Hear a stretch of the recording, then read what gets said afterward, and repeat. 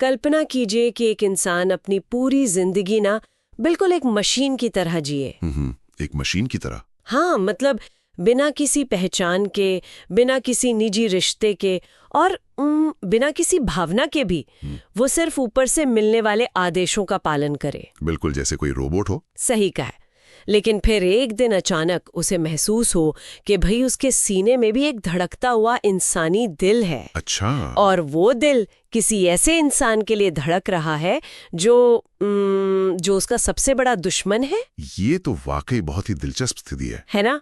तो आज की हमारी इस गहन चर्चा में हम कुछ इसी तरह के एक बहुत ही खतरनाक और दिलचस्प सफर पर निकलने वाले हैं। जी। आज हम बॉलीवुड की मशहूर ब्लॉकबस्टर फिल्म एक था टाइगर, उसकी कहानी के परतों को उधेड़ेंगे। जी। हमारा मिशन सिर्फ वो गोलियों और चेस सीक्वेंसेस पर बात करना नहीं है, बल्कि उसकी गहराई में जाना है। बिल्कुल, गहराई में जाकर ये समझना है कि कैसे कर्तव्य बनाम इंसानियत और सीमाओं के पार प्रेम का एक बहुत ही शक्तिशाली संदेश इस कहानी के केंद्र में छुपा हुआ है। मतलब एक खूंखार जासूस आखिर एक प्रेमी कैसे बन जाता है, चलिए आज इसकी गहराई में उतरते हैं। देखिए, ये वाकई एक बहुत ही जटिल विषय है। हाँ। जब हम अंतर्राष्ट्रीय जासूसों की इस छिपी हुई दुनिया का विश्लेषण करते हैं ना, तो एक बात बिल्कुल साफ हो जाती है। कौन सी बात? यही कि ये दुनिया बाहर से जितनी रहस्यमयी और जेम्स बॉन्ड जैसी ग्लैमरस दिखती है, असल में उतनी ही अकेली, नीरस और क्रूर होती है। बाप रे, नीरस और क्रूर? बिल्कुल। एक जासूस के जिंदगी में भावनाएं उसकी सबसे बड़ी दुश्मन होती हैं। फिल्म की शुरुआत में ही ये बहुत अच्छे से स्थापित कर दिया जाता है कि कैसे खुफिया एजेंट बिना किसी पहचान के जीते हैं। हाँ, उनका तो कोई नाम ही नहीं होता ना। सही कहा, उनका कोई नाम भी नहीं होता। उनके बलिदानों को कभी कोई मान्यता नहीं मिलती। वो बस परछाइयों में रहकर अपने देश की रक्षा करते हैं। और यही कहानी हमें भारत की खुफिया एजेंसी रॉ के सबसे निपुण एजेंट से मिलाती है। जी, अविनाश सिंह राठौर। हाँ, जिसे खुफिया दुनिया टाइगर के कोड नेम से जानती है। और पता है, इस टाइगर का परिचय किसी आम इंसान की तरह नहीं होता है। बिल्कुल नहीं। इराक के एक बेहद खतरनाक मिशन का सीन है शुरुआत में, जहां एक बागी वैज्ञानिक मिसाइल तकनीक बेचने की कोशिश कर रहा है। वो सीन बहुत ही इंटेंस है। बहुत ज्यादा। टाइगर पूरी तरह से स्टेल्थ मोड में अंदर घुसता है। वो दुश्मनों की हर हरकत को पढ़ता है, भेस बदलता है और बिना चेहरे पर कोई शिकन लाए गार्ड्स को मार गिराता है। मतलब वो बिल्कुल निडर है और क्रूर। हाँ, क्रूर है और पूरी तरह से भाव शून्य है। जब वो चारों तरफ से घिर जाता है ना, तब भी उसकी धड़कन नहीं बढ़ती। ये बहुत ही गौर करने वाली बात है ना? मार्शल आर्ट्स और अचूक निशानेबाजी का इस्तेमाल करते हुए वो बस अपना काम पूरा करता है। देखिए, यहाँ जो मनोवैज्ञानिक पहलू सबसे ज्यादा ध्यान खींचता है वो ये है कि टाइगर की ये सारी खूबियां ही उसे एक बेहतरीन हथियार बनाती हैं। मतलब उसका अकेलापन। हाँ, अकेलापन और भावनाओं से उसकी दूरी, उसका ये मशीनी बर्ताव एक खुफिया एजेंसी के नजरिए से समझने की कोशिश करते हैं इसे। बताइए। किसी भी एजेंसी को एक ऐसा इंसान चाहिए जो आदेश मिलने पर बस काम करे, सवाल न करे। जो किसी से इमोशनली ना जुड़े। बिल्कुल। और क्यों? क्योंकि भावनाएं व्यक्ति को कमजोर बनाती हैं। जासूसी की दुनिया में इसे कॉम्प्रोमाइज होना कहते हैं। अच्छा, कॉम्प्रोमाइज होना। हाँ, अगर जासूस का कोई परिवार है या कोई प्यार करने वाला है, तो दुश्मन उसे ब्लैकमेल करने के लिए उसी का इस्तेमाल करेगा। ये तो बहुत डरावना यार। है ना? इसलिए टाइगर जैसे एजेंट को पूरी तरह से एक सिस्टम के निर्माण के रूप में ढाला जाता है। उसका अपना कोई वजूद नहीं है। वो सिर्फ अपने देश के लिए मिशन पूरे करने वाला एक पुर्जा है। बिल्कुल सही। लेकिन एक मिनट, यहीं पर मुझे कुछ खटकता है। क्या? मैं सोच रही थी कि क्या इस तरह से इंसान को पूरी तरह से भावना शून्य कर देना उसे अंदर से खोखला नहीं बना देता? ये सोचने वाली बात है। ये तो ऐसा है जैसे आपने किसी बेहद अहम नेटवर्क को बचाने के लिए दुनिया का सबसे मजबूत फायरवॉल लगा दिया हो, लेकिन उसमें एक छोटी सी कोडिंग एरर छोड़ दी हो, और वो एरर है उसकी दबी हुई इंसानी चाहत। बहुत ही सटीक तुलना दी आपने फायरवॉल वाली। शुक्रिया। पर क्या सच में भावनाओं को पूरी तरह से मार देना संभव है, या फिर यह सिर्फ एक सिस्टम का भ्रम है कि उसने एक इंसान को निर्दयी हथियार बना दिया है? क्योंकि जब टाइगर भारत वापस आता है ना और अपने बॉस शेनॉय से मिलता है, तो वो बहुत ही कैजुअल दिखता है, पर उसके अंदर एक खालीपन साफ नजर आता है। देखिए, वो कोडिंग एरर हमेशा वहाँ मौजूद होती है, बस उसे ट्रिगर करने के लिए सही हालात की जरूरत होती है, और वो हालात तब बनते हैं जब उसे नया मिशन मिलता है। बिल्कुल। इराक के मारकाट वाले माहौल से निकालकर उसे डबलिन, आयरलैंड भेज दिया जाता है। मौसम भी कितना अलग है वहाँ का। हाँ।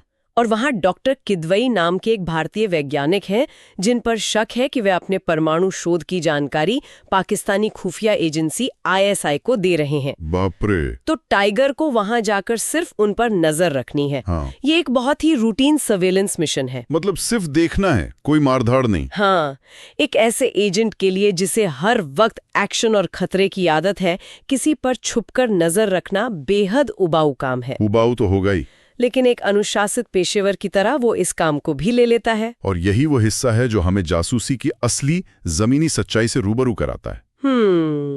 कैसे? टाइगर डबलिन पहुंचकर एक लेखक का भेष बनाता है और वैज्ञानिक के घर के पास ही कमरा किराए पर लेता है। जी, हम अक्सर फिल्मों में देखते हैं ना कि खुफिया कैमरे और गैजेट्स को बहुत ही जादुई तरीके से दिखाया जाता है। हाँ, पलक झपकते ही सब हैक हो जाता है। बिल्कुल, लेकिन यहाँ टाइगर को घंटों तक एक ही जगह बैठकर डॉक्टर किदवई की हर एक हरकत को मॉनिटर करते हुए दिखाया गया है। बहुत ही बोरिंग काम। हाँ, एक साधारण सी जिंदगी के बीच ये छुपकर नजर रखने का काम बहुत ही अजीब कॉन्ट्रास्ट पैदा करता है। और इसी बोरिंग रूटीन के बीच कहानी में एक ऐसा मोड़ आता है जो उस फायरवॉल को तोड़ देता है जिसकी हमने अभी बात की। अब जोया की बात कर रहे हैं। बिल्कुल, जोया का उस कहानी में प्रवेश करना। अब यहाँ कहानी वाकई बहुत रोचक हो जाती है। जी। डॉक्टर किदवई के घर पर एक लड़की काम करती है, जोया, जो उनकी केयरटेकर भी है और छात्रा भी। और जोया ना टाइगर की उस ठंडी और कैलकुलेटेड दुनिया के एकदम विपरीत है।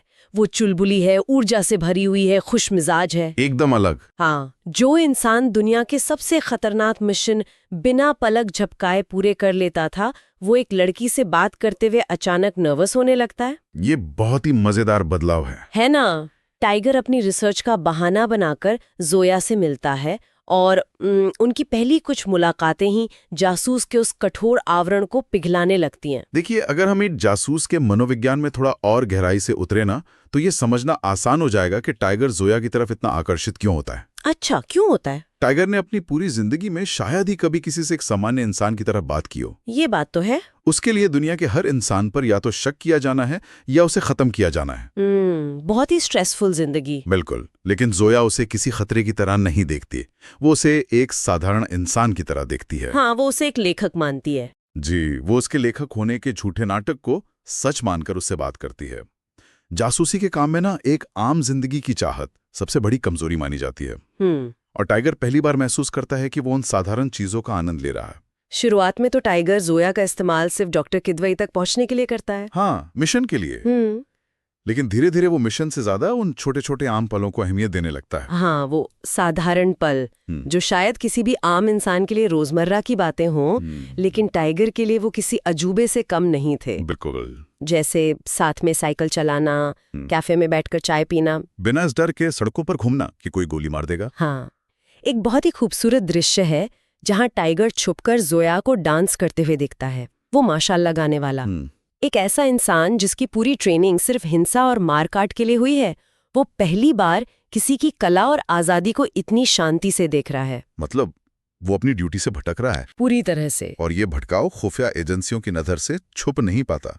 जासूसी नेटवर्क बहुत ही सख्त होते हैं। तो रॉ को पता चल जाता है। जी, जैसे ही टाइगर की रिपोर्टिंग में देरी होने लगती है और उसका ध्यान भटकने लगता है, रॉ उस पर नजर रखने लगती है। बाप रे। उसे चेतावनी दी जाती है कि वो पेशेवर बना रहे, लेकिन पहली बार टाइगर आदेशों को अनसुना कर देता है। वो एक जासूस का चश्मा उतार देता है। बिल्कुल, और एक प्रेमी की नजर से दुनिया देखने लगता है और फिर वो जोया से अपने प्यार का इजहार कर देता है। लेकिन दिलचस्प बात यह है कि जब वो ऐसा करता है ना, तो जोया के चेहरे पर खुशी नहीं होती। हाँ, बल्कि एक अजीब सा तनाव होता है। हाँ, एक डर और बहुत बड़ी दुविधा दिखाई देती है। और यहीं से टाइगर का जासूसी वाला दिमाग अचानक फिर से एक्टिव हो जाता है।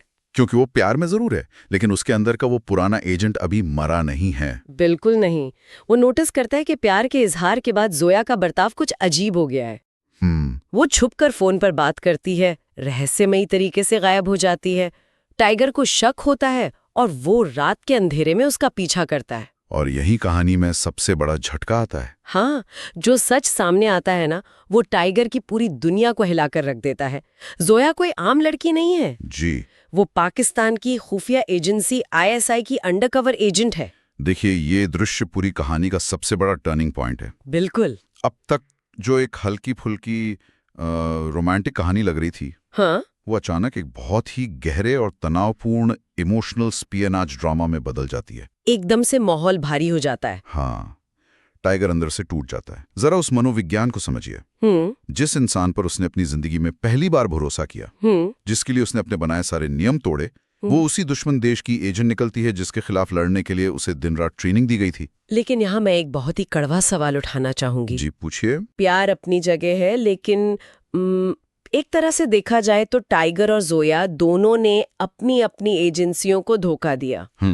एक पल के लिए सोचिए, अगर कोई जासूस एक लड़की के लिए या एक लड़के के लिए अपने देश की सुरक्षा के अहम राज दांव पर लगा दे, तो क्या ये सरासर स्वार्थ और गद्दारी नहीं है? ये एक बहुत ही मुश्किल सवाल है ना? वे दोनों दुश्मन देशों के एलीट एजेंट हैं। क्या ये ऐसा नहीं है कि चेस बोर्ड के दो मोहरे, जिन्हें एक दूसरे को खत्म करने के लिए बनाया गया था, वो अचानक खेल के नियम मानने से इनकार कर दें? ये बहुत ही जायज सवाल है और मैं कहूंगा कि यही इस पूरी कहानी की आत्मा है। क्या वे देश के गद्दार हैं या उस व्यवस्था के शिकार हैं जिसने उन्हें इंसान से मशीन बना दिया था? सोचने वाली बात है।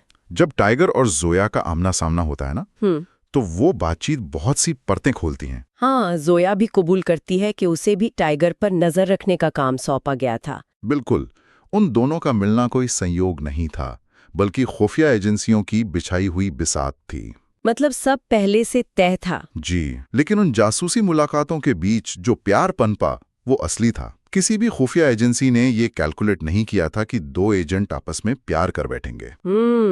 इंसान है, मशीन थोड़ी ना। वे मोहरे जरूर थे, लेकिन उन मोहरों में जान आ गई थी। जब इंसान लगातार मौत के साये में जीता है, तो वो किसी ऐसे की तलाश करता है जो उसका दर्द समझ सके। हाँ, जो उसे जज ना करे। बिल्कुल, टाइगर और जोया दोनों एक ही तरह की घुटन भरी जिंदगी जी रहे थे, इसीलिए वे एक दूसरे से इतनी गहराई से जुड़ गए। पर अब दोनों के सामने सबसे बड़ी दुविधा खड़ी हो जाती है, देश चुने या प्यार।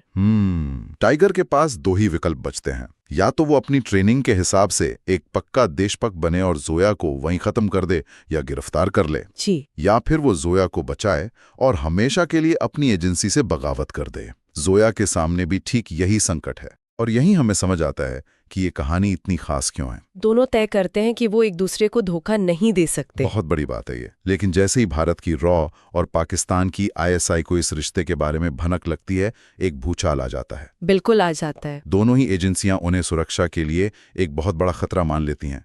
टाइगर और जोया अब किसी देश के सम्मानित एजेंट नहीं रहे, बल्कि अंतर्राष्ट्रीय खतरे के रूप में देखे जाने लगते हैं। उन्हें पकड़ने या खत्म करने के सीधे आदेश जारी कर दिए जाते हैं। और इसके बाद जो शुरू होता है ना, वो सिर्फ एक एक्शन सीक्वेंस नहीं है। तो क्या है? वो सिस्टम के खिलाफ एक खुली बगावत है।